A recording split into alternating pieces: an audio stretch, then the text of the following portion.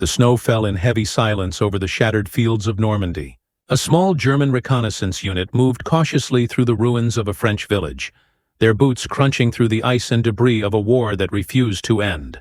Smoke rose from the husk of an American half-track, still warm from a fight that had ended hours earlier. Sergeant Klaus Brenner lifted a tarpaulin, expecting ammunition or rations. Instead, he found a small metal box, black, compact, humming faintly with static. An antenna coiled beside it like a snake ready to strike. The radio was unlike anything the Germans carried. Light, precise, almost elegant in design. As the men gathered around, listening to the soft hiss of an open frequency, they could hear distant Allied chatter, coordinates, supply calls, weather reports, all flowing clearly across the airwaves. Brenner's expression hardened. For months, every German movement had been anticipated, every ambush countered before it began. By 1944, World War II had become a contest not only of guns and tanks, but of information. Every regiment, every armored column, every bombing run depended on invisible threads of communication stretched across continents. The Germans entered the war believing they had mastered that art. Their pride was the Enigma cipher machine, a compact device of rotors and lamps that, they believed, rendered their messages unreadable. Field telephones, signal flares, and wired networks tied divisions together. In theory, it was a perfect system. In practice, it was a slow, fragile web. Wires were cut by artillery, and radio transmissions were limited by cumbersome sets that demanded skilled operators and steady power sources. Across the channel, the Allies were building something different. In workshops from Chicago to London, engineers were shrinking radios to fit in a backpack, fine-tuning frequencies, and inventing mobile networks that could survive chaos. The American Signal Corps poured millions into mass-producing compact field sets, the SCR-300, SCR-536, and their variants. These devices could be carried by a single soldier, tuned quickly, and operated under fire. It was a revolution so quiet that most infantrymen never realized its scale. In the African desert, British and American tank units had already learned that speed of command meant survival. German panzers once dominated with maneuver and surprise.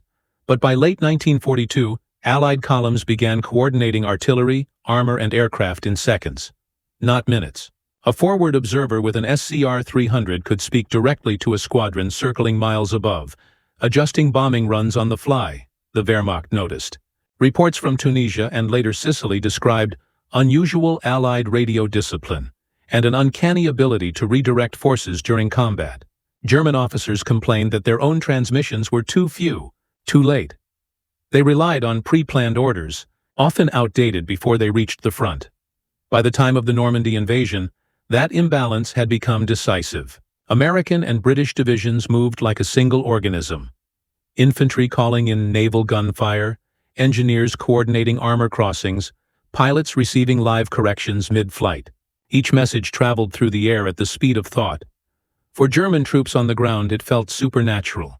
They would prepare an ambush at dawn, only to find Allied artillery waiting for them before sunrise. Positions carefully chosen the night before were obliterated as if the enemy had read their maps. Rumors spread that Allied spies had infiltrated every regiment. Others whispered that the Americans had found a way to see radio waves themselves. In truth, it was technology and organization, not magic. The Allies had built an architecture of communication that outpaced the enemy's understanding of modern war. Every jeep carried a transmitter. Every platoon had a receiver. Commanders could redraw the battlefield in real time, while the Germans still waited for runners to cross shell-torn fields. Some German scientists had warned of this long before. At Peenemünde and within the Army Ordnance Office, signals engineers pushed for miniaturized transceivers and flexible encryption. But the projects lagged behind aircraft and tank production priorities. To Berlin, radios were support tools, not decisive weapons. The result was a fatal blindness. As the Allies expanded their presence in France, the German High Command underestimated how connected their opponent truly was. A destroyed half-track, like the one Sergeant Brenner's men found, might carry the latest SCR radio, a portal into the invisible nervous system binding the Allied front. For the Germans, whose field networks still depended on bulky torn fuse sets and manual codebooks, the captured radio seemed alien in its efficiency. Its knobs turned smoothly. Its batteries lasted for days. The clarity of its signal cut through static that usually plagued Axis frequencies. And most shocking of all, it transmitted without revealing its position easily, using frequency control and shorter bursts. Every click, every hiss from that device hinted at the reason their movements had been anticipated for months. The war of steel and fire was only half the battle. The other half was fought in the air between frequencies, silent, unseen, but deadly precise. And as that realization spread through German ranks, it forced a deeper question. Had the Allies truly known their moves all along? That suspicion marked the beginning of a quiet panic within German signals intelligence, a panic that would soon reach Berlin. While German officers speculated, the Allies were quietly refining their control over the invisible battlefield. In England, the government code and cipher school at Bletchley Park had been decoding Enigma traffic for years. Ultra-intelligence, as it would come to be called, allowed commanders to anticipate German maneuvers across Europe and North Africa. Every intercepted message was a breadcrumb, each decrypted cipher a map of enemy intentions. Meanwhile, the Americans revolutionized field communications. Mobile radios, carried by infantry, armor, and reconnaissance teams, linked units that had previously operated in isolation. Commanders could relay orders, coordinate reinforcements, and call artillery strikes with unprecedented speed. A platoon could speak directly to a battalion headquarters hundreds of miles away, while aircraft overhead received updates in real time. The effect on the battlefield was unmistakable. In Sicily and Normandy, German troops noticed that Allied attacks seemed perfectly timed, as if commanders knew their positions before they moved. Reports from frustrated Wehrmacht officers describe attempts to change plans at the last minute, only to find that their secret movements were countered with precision artillery barrages, flanking maneuvers, and airstrikes. Captured materials sometimes provided hints. Manuals for American radios, discarded in retreat or recovered from destroyed vehicles, revealed a level of sophistication the Germans could not match. Sets like the SCR-536 handy-talkie and SCR-300 walkie-talkie were portable, resilient, and capable of transmitting over several miles even under fire. They could operate on multiple frequencies, switch channels rapidly, and avoid detection with brevity codes. German signal officers began to realize that the Allies were not only fast, they were coordinated. Every strike, every counterattack, every supply convoy seemed to flow from a central, almost omniscient command. The Germans called it the invisible hand, but the truth lay in signals technology and intelligence integration. By 1944, the combination of radio mobility and ultra-intercepts created a decisive edge. German field units, still tied to cumbersome radio trucks and wired networks, could not match the speed and adaptability of their opponents. Even elite divisions, such as the 1st SS Panzer Division Leibstandarte, found themselves reacting to Allied movements rather than initiating them. Some German commanders tried to adapt. Field interception units attempted to capture and analyze Allied transmissions, hoping to jam frequencies or anticipate orders. But the pace of Allied communication, fast, flexible, and encrypted with rotating codes, made this almost impossible. Every day, German signal intelligence teams faced frustration, their failures eroding morale. The capture of American radios in Normandy was therefore a revelation. In one moment, a small unit could hold the evidence of months of battlefield frustration. The smooth knobs, the durable casing, the faint hum of a signal all told a story the Germans could no longer ignore. Their adversary was faster, smarter, and better connected.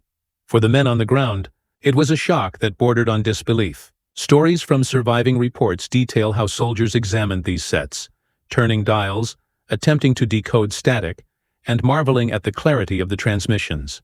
They realized that for weeks, every offensive they had launched, every retreat they had executed, had been observed, understood, and countered by an enemy they could not see.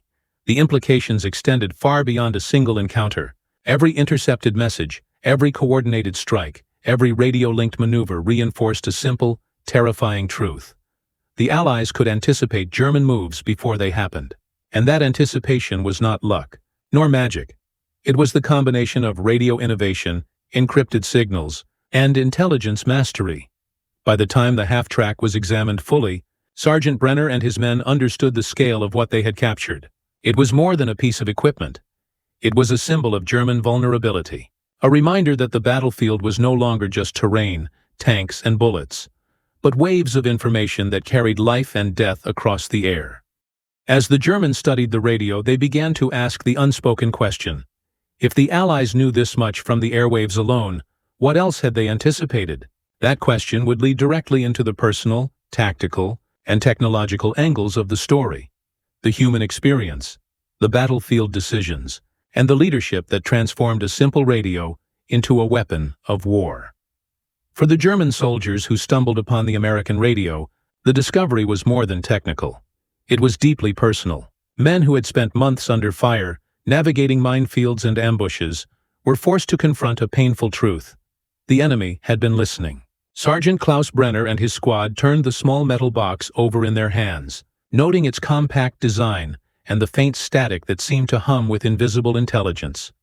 The soldiers recalled countless instances where their careful maneuvers were anticipated. Convoys were ambushed before they could reach the road. Artillery fell on positions moments after being occupied. Retreats that should have provided cover were met by well-aimed Allied fire. Each memory, once chalked up to luck or misfortune, now had a reason.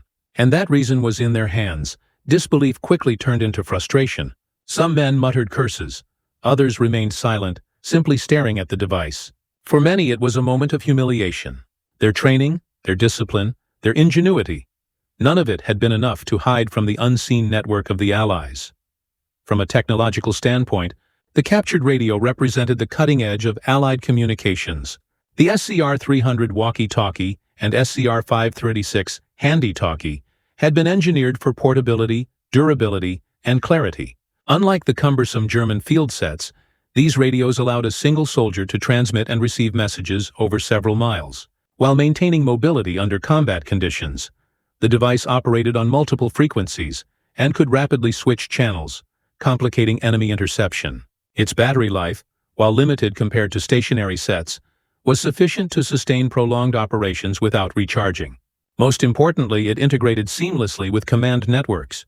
A single message could ripple through infantry, armor, and air support units in seconds, enabling coordinated maneuvers that German forces could scarcely predict. For signal officers in Brenner's squad, the revelation was staggering. Every knob, switch, and dial told a story of meticulous engineering designed to give the Allies a strategic edge. The Germans could see how this small device amplified the effectiveness of an entire division, and it became clear why their own cumbersome networks were failing under the pressure of modern, mobile warfare. The capture of the radio triggered a flurry of technical curiosity and bureaucratic alarm within German ranks. Field engineers and signal officers were dispatched to examine its construction, hoping to uncover weaknesses or replicate its capabilities. Diagrams were sketched, batteries dissected, and frequencies tested, but each attempt only reinforced the stark disparity between German and American communication systems. Reports sent to higher command reflected both technical details and growing anxiety. Engineers noted the radio's compact transceiver, frequency hopping capabilities, and superior range. Officers recorded the ease with which messages could be encoded and transmitted across multiple channels simultaneously. It was a level of sophistication far beyond what the Wehrmacht had fielded. Beyond the technical, there was a profound psychological impact. German intelligence officers began to confront a sobering truth. For months, their movements had been anticipated because the Allies could coordinate faster than they could. Where German units relied on static codes and wired telephones, the Americans relied on speed, adaptability, and mobility. Each revelation about the radio deepened the sense of being outmatched not just in equipment, but in operational philosophy. The human, technological, and enemy perspectives intersected in a single moment of clarity. The war was no longer fought purely on the physical battlefield. It was also waged in the airwaves above Normandy, in the hum of a compact radio set, and in the invisible currents of encrypted communications. Soldiers could be brave, engineers inventive, and commanders bold. But if their adversary could coordinate faster, anticipate actions, and respond with precision, all of it became insufficient. This realization set the stage for deeper tactical, moral, and leadership angles, as German units grappled with the consequences of a communication network that had rendered their own strategies nearly obsolete. It was a quiet defeat, felt not in a firefight, but in the knowledge that the enemy had already moved before they could react. On the battlefield, speed was everything. For the Allies, The compact radios transformed tactics from rigid plans into dynamic, responsive operations. Infantry could call in artillery strikes while advancing. Tanks could adjust positions in response to aerial reconnaissance. And engineers could coordinate bridge building under fire. All in real time. German commanders quickly noticed the difference. Traditional tactics, carefully planned offensives, timed withdrawals, and ambushes, were routinely anticipated by American forces. Convoys that should have moved undetected were met with precisely targeted fire. Attacks that seemed spontaneous were often preempted by rapid redeployment. Every German maneuver faced resistance that felt preordained. The captured radio revealed why. Its mobility and reliability meant that a single squad's message could travel across the theater within minutes, influencing decisions hundreds of miles away. The Wehrmacht had relied on slower, vulnerable communication methods. What had once been considered elite coordination now appeared obsolete. The psychological impact of the radio extended far beyond tactical concerns. Soldiers realized that they were not simply fighting another army. They were battling an invisible opponent that seemed to anticipate every move. The sense of being constantly observed bred frustration, anxiety, and a creeping fear that no plan could succeed. Accounts from surviving German reports describe long nights in dugouts, with men staring at static-filled radio signals, unsure whether their own communications were being intercepted. Officers lamented that the Allies' apparent omniscience made every patrol a gamble and every counterattack perilous. The morale effect was tangible. Hesitation, mistrust among units, and a growing sense of futility became as lethal as artillery or machine gun fire. The human cost was immediate. Soldiers who might have taken bold initiative found themselves second-guessing orders, fearing exposure. Entire units slowed operations to avoid being read by the unseen networks. In essence, the Allied radio network had weaponized not only information, but also fear.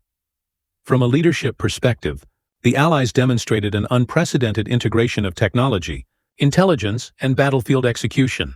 Generals like Dwight D. Eisenhower and Omar Bradley leveraged these networks to synchronize massive operations, from the Normandy landings to the breakout at St. Lo.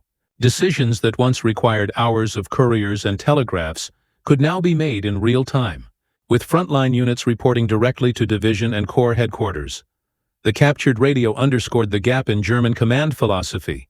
While German generals depended on rigid hierarchies and preset orders, the Americans embraced flexibility, guided by a network that could adapt instantly. Field commanders could implement rapid adjustments without waiting for approval from distant headquarters. A decisive advantage in a war defined by speed and unpredictability. For German leaders observing the radio, the lesson was stark. Superior tactics without communication were powerless. The Americans had not only mastered battlefield maneuvers, but had also institutionalized the ability to communicate those maneuvers faster than the Germans could react. Through tactical, moral, and leadership lenses, the captured radio emerges as more than equipment. It is a microcosm of Allied superiority. It explains the anticipation of German moves, the collapse of morale under invisible pressure, and the emergence of command structures capable of exploiting the speed of information. The human shock, technological innovation, and operational mastery converged into one undeniable truth. The Allies had created a system that made their actions nearly unpredictable to the enemy, while leaving German forces perpetually reactive. Every glance at the captured device reinforced that reality, transforming a small piece of metal into a symbol of strategic inevitability. This intersection of angles naturally leads into the climax, turning point of the story. The moment when German soldiers fully comprehend the radio's impact, the implications for their operations, and the irreversible shift in battlefield power that it represents. The winter of 1944 in Normandy was bitter, but the cold could not match the chill that ran through German ranks when the captured radio was studied in detail. In a makeshift command post, Sergeant Klaus Brenner and a small team of signal operators laid out the device on a wooden table. Light from a single lantern glinted off the polished knobs, while the faint hum of the receiver filled the room with a sense of eerie vitality. The first discovery was immediate. The radio transmitted clearly over distances that German equipment could not match. Messages that would take hours to reach headquarters via field telephones now traveled in minutes. The operators tuned dials, adjusted antennas, and attempted to intercept the signal. Each adjustment revealed more. What truly stunned the soldiers was the realization of the radio's range and clarity. Orders, updates, and coordinates could be transmitted across the battlefield, linking infantry, armor, and air support in a network that responded in real time. They could hear the precision in the voices, the cadence of commands, the coordination that had seemed almost supernatural in previous encounters. Klaus Brenner's team attempted to reverse-engineer the signals, but the Americans had designed a system that was nearly impervious to casual interception. It required not only technical expertise, but also knowledge of codes, channel patterns, and operational procedures that the Germans had not anticipated. Every attempt to mimic the system ended in frustration. Static, garbled messages, and dead ends. At higher levels, reports from field units describing these captured radios reached the Wehrmacht signal office in Berlin. The initial disbelief of local units transformed into alarm. Engineers and officers pored over the schematics and field manuals, noting features they had never seen. Multi-channel encryption, compact transceivers, and durable batteries capable of sustained field use. The conclusion was unavoidable. The Allies had built a communications network that the Germans could neither match nor fully understand. In practical terms, this meant that German units were perpetually one step behind. Every tactical maneuver, every flanking movement, every ambush risked being countered with speed and precision. Convoys were intercepted, supply lines severed, and artillery fell exactly where it would inflict maximum damage. The soldiers who held the radio felt the weight of every failed operation, every retreat that had been anticipated, crystallizing in their hands. Even field commanders could not conceal their astonishment. Lieutenant Colonel Heinz Vogel, responsible for coordinating signals in his sector, reportedly spent hours examining the device with his officers. He realized that entire divisions had been operating under the assumption of operational secrecy. Yet every step had been visible to an enemy network that could relay and act on information faster than any German unit could respond. The turning point was not just technical. It was psychological. German soldiers began to question the effectiveness of their own communications, the reliability of orders, and the competence of command structures that had long relied on static lines and cumbersome field radios. The small half-track, once just a vehicle lost in the chaos of war, had become a symbol of a broader failure. The Allies were no longer just opponents. They were an unstoppable network of information and coordination. Even attempts to destroy or jam the captured radio failed to reveal its weaknesses. The device's construction, battery longevity, and encrypted channels meant that the Germans could neither replicate its performance nor predict the methods by which the Allies maintained such tight command control. Every revelation brought with it a sense of inevitability. The war was being won before bullets were fired, not through brute force, but through superior communication. This moment also exposed the contrast between German and American operational philosophies. Where the Wehrmacht emphasized rigid hierarchies and pre-planned strategies, the Americans had embraced adaptability. Decisions that once required hours of deliberation now happened in minutes, guided by instant feedback from multiple units. The captured radio illuminated not just the capabilities of the enemy, but the fundamental shift in how modern warfare could be conducted. By the end of the night, Brenner and his men understood the profound implications. The half-track and its radio were more than captured equipment. They were evidence of a battlefield revolution. Every strategy the Germans had relied upon, every expectation of surprise, had been undermined by a system that allowed the Allies to see, respond, and dominate in real time. In that dimly lit command post, the soldiers realized that they were witnessing the tangible proof of what had long seemed impossible. The enemy had not just outgunned them, but outthought them. Every hum, click, and static-laced transmission from the small American radio carried a story of anticipation, precision, and inevitable defeat. And that realization, that the very flow of information now dictated the outcomes of battles, set the stage for the final, irreversible collapse of German battlefield coordination. As the German soldiers wrestled with the implications of the captured radio, reports from the front lines confirmed their fears. Units attempting to maneuver in the bocage of Normandy found themselves repeatedly countered by Allied forces, who seemed to anticipate every move. Ambushes failed, supply columns were intercepted, and artillery strikes struck with near-perfect timing. The realization spread quickly. The Allies' ability to coordinate their forces was no accident. It was the product of a communication network that the Germans could not match. At higher command echelons, the implications were graver. German signal officers who examined the device could trace its construction, its multi-frequency capabilities, and the speed at which it transmitted messages. They understood that even if a single radio was captured, countless others were active across the front.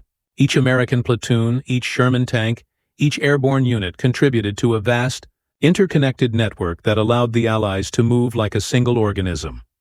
This network effectively nullified traditional German tactical advantages.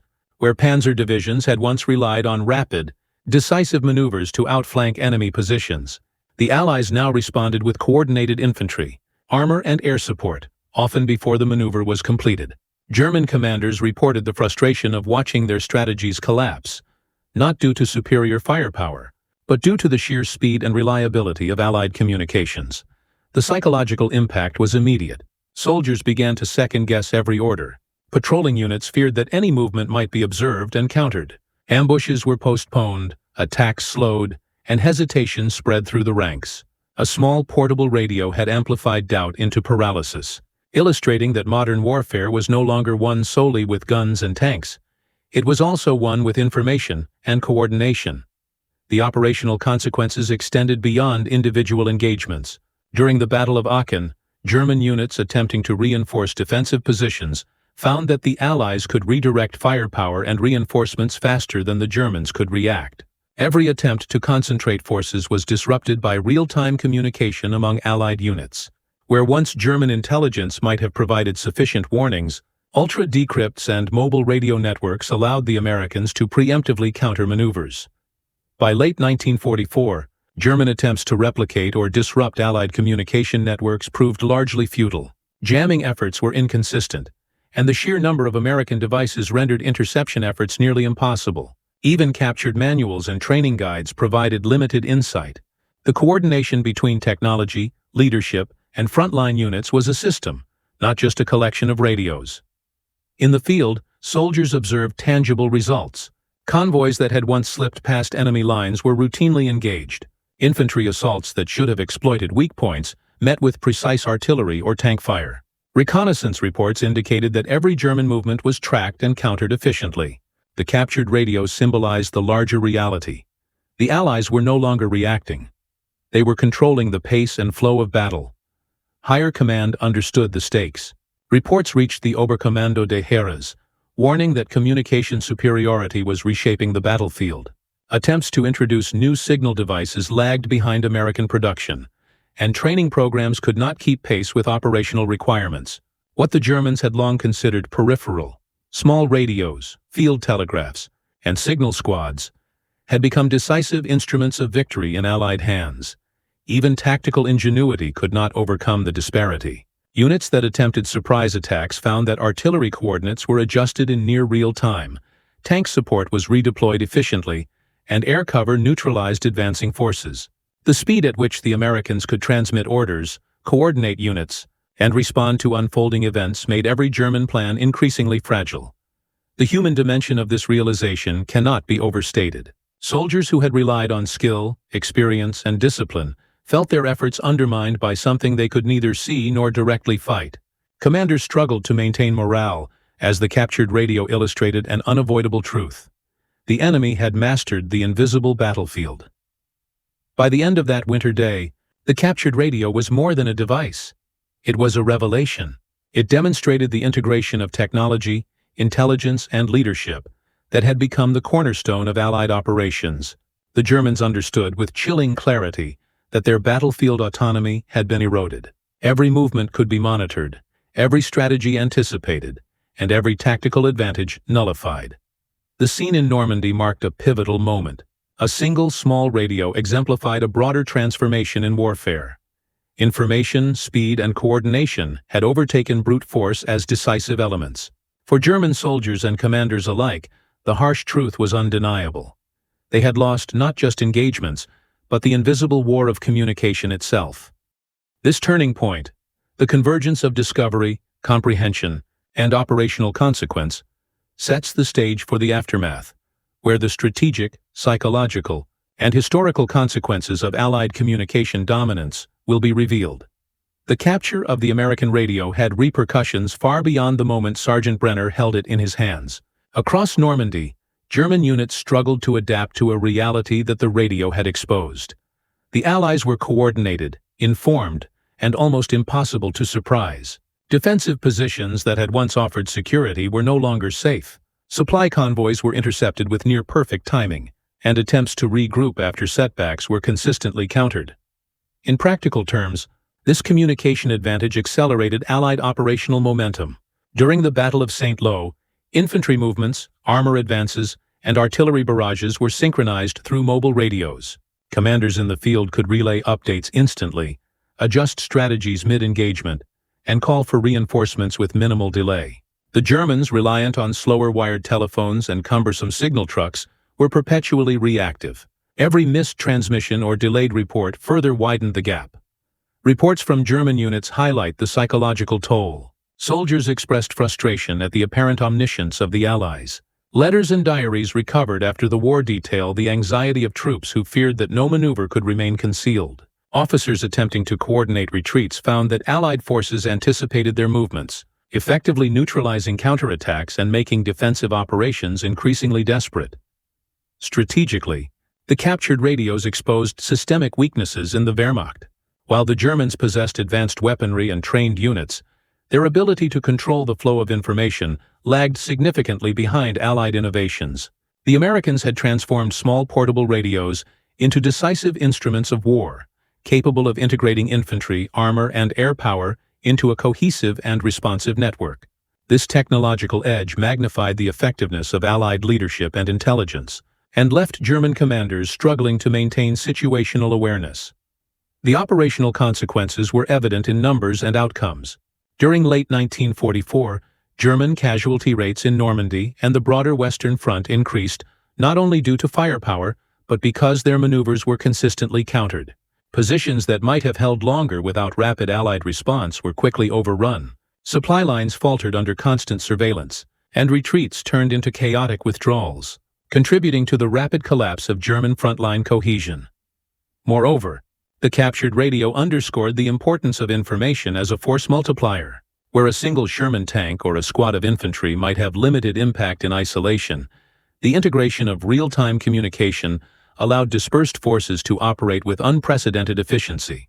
Coordinated artillery strikes, dynamic air support, and rapid troop deployments multiplied combat effectiveness and reduced operational risk for the Allies, while magnifying German vulnerability. German engineers and officers documented these findings meticulously. Reports examined radio range, encryption methods, and mobility, and consistently concluded that the Americans had not only produced superior equipment, but had also created a system in which every device contributed to battlefield awareness. It was a network, not a set of individual radios, and this network made German tactical planning increasingly obsolete. The human element remained central to the aftermath. Soldiers' morale, already strained by relentless combat, deteriorated further as they recognized that their adversary's advantage was invisible, yet decisive. Frustration, fatigue, and fear compounded the challenge of maintaining discipline under fire. Officers struggled to motivate units that felt their actions were being anticipated and countered at every turn, eroding confidence and increasing hesitation in critical moments. By the winter of 1944, the capture of even a single American radio symbolized a broader shift in the Western Front. The Allies' command and communication systems had reached a level where operational surprise favored them almost exclusively. The Germans were no longer just losing battles, they were losing control of the battlefield itself. The events following the discovery of the radio foreshadowed a decisive reality. The flow of information had become as lethal as artillery, and German forces had fallen behind in a war fought as much in the airwaves as in the fields of Normandy. This stage naturally leads into Section 2 of the aftermath, where the strategic, post-battle consequences, post-war reports, and surviving German reflections will illuminate the broader historical significance of this communication revolution. Beyond immediate battlefield effects, the captured American radio revealed a systemic advantage that shaped the final phases of the war in Western Europe. Allied forces were not merely reacting to German movements, they were orchestrating the battlefield with unprecedented precision. Operations such as the breakout from Normandy and the rapid advance across northern France were facilitated not solely by numbers or firepower, but by integrated communication networks that linked frontline units, headquarters, and supporting arms in real time. German command structures struggled to comprehend the scale. Even well-trained divisions were handicapped by the delays inherent in wired communications and limited radio mobility. By contrast, American units operated on a decentralized yet fully coordinated system, where a platoon in the hedgerows of Normandy could communicate directly with armor and artillery units miles away. Decisions that would once have required hours of coordination were executed in minutes. The captured radios made the gap painfully evident to German officers and engineers alike. Post-war interrogations and surviving German reports confirmed the psychological impact. Officers described a pervasive sense of helplessness, as though the enemy could see their plans before they were implemented. Diaries from soldiers highlight repeated moments of disbelief and frustration, with many recounting how seemingly spontaneous Allied maneuvers had always been one step ahead of German intentions. The captured radio was emblematic of a broader truth. Information dominance had become a decisive weapon of war. The Americans' mastery of communication was inseparable from intelligence operations. Ultra-decrypts allowed Allied commanders to anticipate German moves, but it was the radios that enabled instantaneous execution. In essence, one arm of the Allies' success identified German intentions, while the other implemented countermeasures in real time. The captured device provided a tangible representation of this synergy, a small, portable set that embodied a strategic advantage far larger than its physical presence suggested. Strategically, the consequences were profound. German forces were increasingly forced onto the defensive, reacting to rapid and coordinated Allied advances. Supply lines faltered under surveillance and timely strikes, while attempts to launch counteroffensives were met with immediate disruption. Every engagement demonstrated that communication, coordination, and mobility could outweigh sheer firepower. In this context, the captured radio was not simply an instrument of communication. It was a microcosm of why the Allies could dictate the pace and outcome of the Western Front. Surviving German engineers and officers reflected on the missed opportunities for innovation. Reports from the Army Signal Corps acknowledged that portable multi-frequency radios were in development, but production lagged and operational training was insufficient.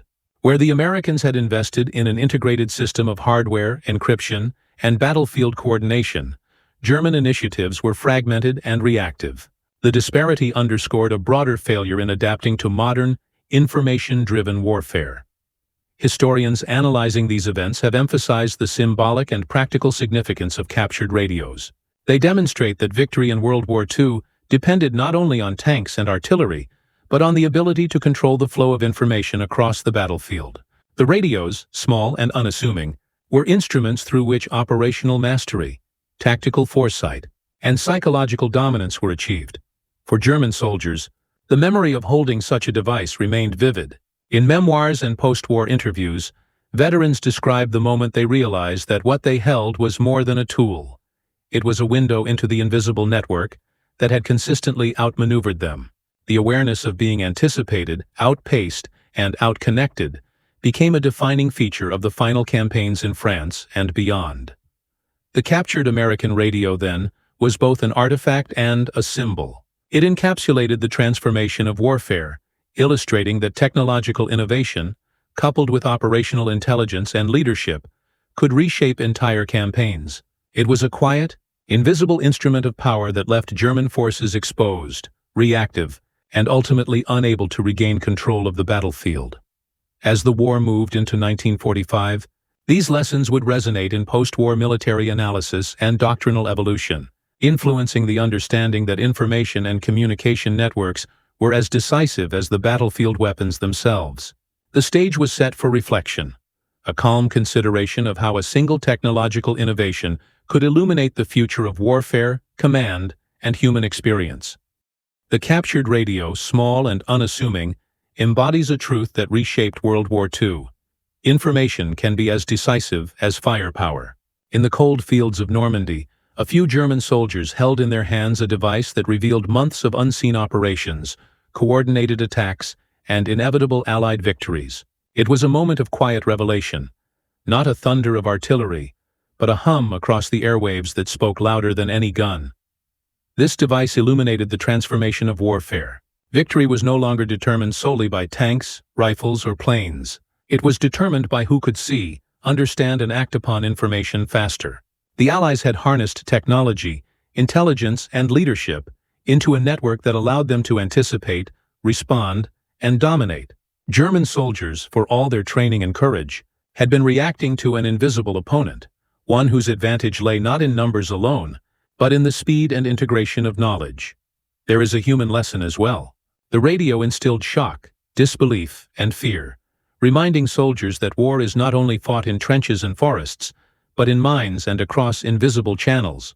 It demonstrated that technological innovation carries profound psychological consequences, reshaping morale, confidence, and the perception of control. A small device could hum a message that reverberated far beyond its physical presence, influencing strategies, outcomes, and lives.